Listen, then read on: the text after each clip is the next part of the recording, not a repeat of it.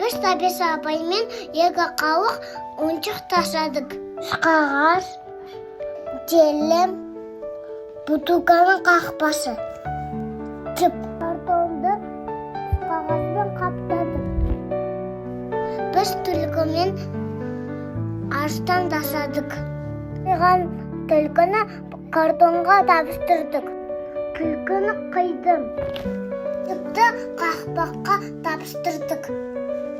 Аяқтарын қақпақпен тасадық. Соңында түлкі мен аштан ойыншығы шықты. Түлкі сияқты түрде қайда барасың? Апан үйіне барамын. Апан саған сүт береді. Сиыр сауып сүт береді. Жай айтпасыңыз.